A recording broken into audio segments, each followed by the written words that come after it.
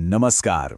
जैसा कि हम जानते हैं, भारतीय नागरिक सुरक्षा संहिता यानी BNSS 2023 ने पुरानी CRPC की जगह ले ली है और इसके साथ ही हमारी न्याय प्रक्रिया में भी कई अहम बदलाव आए हैं।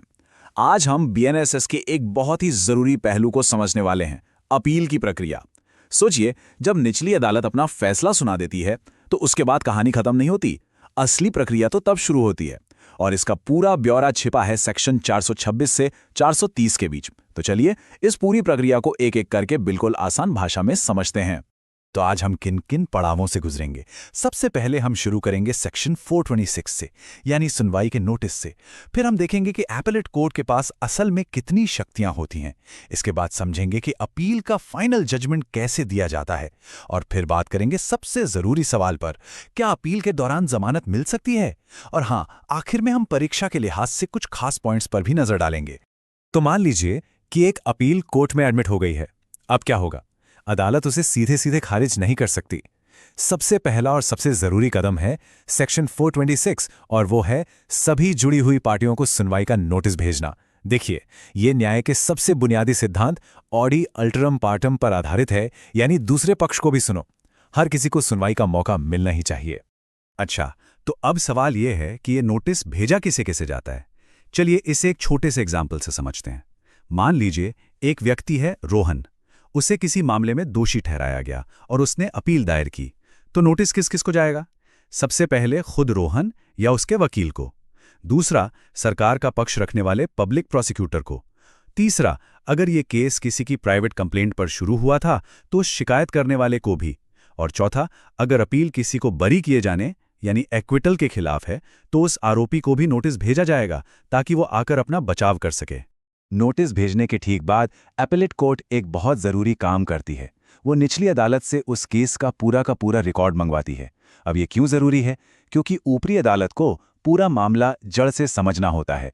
ओरिजिनल फाइल, सबूत, गवाहों के बयान, सब कुछ देखना होता है। हाँ, इसमें एक छोटा सा एक्सेप्शन है। अगर अपील सिर्फ इस बात पर है कि सज़ा कम है या ज़्यादा, तो अदालत बिना रिकॉर्ड मंगवाए भी फैसला ले सकती है। अब हम आ गए हैं इस पूरी प्रक्रिया के दिल पर, यानी सेक्शन 427। ये सेक्शन बताता है कि जब एपेलेट कोर्ट दोनों पक्षों को सुन लेती है, सारे रिकॉर्ड्स देख लेती है, तो उसके हाथ में क्या क्या पावर्स होती हैं। और यकीन मानिए, ये शक्तियां बहुत ही वाइड हैं और केस के नेचर के हिसाब से बदलती रहती हैं। तो सवाल अब ये उठता है कि पूरी सुनवाई के बाद एपेलेट कोर्ट के पास ऑप्शंस क्या-क्या होते हैं। क्या वो निचली अदालत के फैसले को सिर्फ हाँ या ना कह सकती है, या फिर उसके पास और भी कई रास्ते होते हैं? चलिए अब इसे ही देखते हैं। यहां पर दो मेन सिचुएशंस बनती हैं। पहली, अगर अपील किसी को बरी किए जाने के खिलाफ है, मतलब एक्विटल के खिलाफ, तो एपेलेट कोर्ट उस फैसले को पलट सकती है, आरोपी को दोषी ठहरा सकती है और कानून के हिसाब से उसे सजा भी दे सकती है, या फिर वो मामले की दोबारा जांच या रीट्रायल का ऑर्डर भी दे सकती है। अब दूसरी सिचुएशन देखते हैं। अगर अपील सजा के खिलाफ है, मतलब कन्विक्शन के खिलाफ, तो कोर्ट उस फैसले को पलटकर आरोपी को पूरी तरह बरी कर सकती है या फिर सजा में कुछ बदलाव कर सकती है। लेकिन यहां एक बहुत जरूरी बात है, वो सजा को बढ़ा नहीं सकती। यहां भी रीट्रायल का ऑप्शन खुला रहता है। और फिर आती है एक तीसरी स्थिति, जब अपील ही इसलिए की गई हो कि सजा को बढ़ाया जाए, जिसे एनहांसमेंट ऑफ सेंटेंस कहते हैं। इस मामले में अपीलेट कोर्ट के पास सबसे ज्यादा पावर्स होती हैं। वो चाहें तो सजा बढ़ाने की जगह आरोपी को पूरी तरह बरी कर दें, या फिर मामले को दोबारा सुनवाई के लिए भेज दें, या फिर सजा को घटा दें या बढ़ा दें। सब कुछ पॉसिबल है। एग्जाम स्पॉटलाइट, ये इस सेक्शन का कह सकते हैं गोल्डन रूल है। ये नेचुरल जस्टिस के सिद्धांत को दिखाता है। कानून साफ कहता है कि किसी भी आरोपी की सजा तब तक नहीं बढ़ाई जा सकती जब तक उसे अपना पक्ष रखने का पूरा मौका न दिया गया हो। उसे यह बताने का मौका मिलना ही चाहिए कि उसकी सजा क्यों नहीं बढ़ाई जानी चाहिए। यह एक बहुत ही जरूरी लीगल सेफगार्ड है। तो जब पूरी सुनवाई खत्म हो जाती है और अदालत एक नतीजे पर पहुंच जाती है, तो अगला स्टेप क्या होता है? अगला कदम है उस फैसले को सुनाना और उसे लागू करवाना। सेक्शन 428 और 429 इसी प्रोसेस के बारे में हमें बताते हैं। सेक्शन 428 एक बहुत ही प्रैक्टिकल बात बताता है। देखिए, आमतौर पर जब ट्रायल कोर्ट फैसला सुनाती है तो आरोपी का कोर्ट में मौजूद रहना जरूरी होता है। लेकिन अपील के मामले में जब जजमेंट सुनाया जा रहा हो तो आरोपी की उपस्थिति जरूरी नहीं है, जब तक कि एपेलेट कोर्ट खुद ऐसा करने का कोई खास निर्देश ना दे। अब आते हैं सेक्शन 429 के की टर्म पर, सर्टिफाई इट्स जजमेंट। इसका मतलब क्या है? बिल्कुल आसान भाषा में समझिए।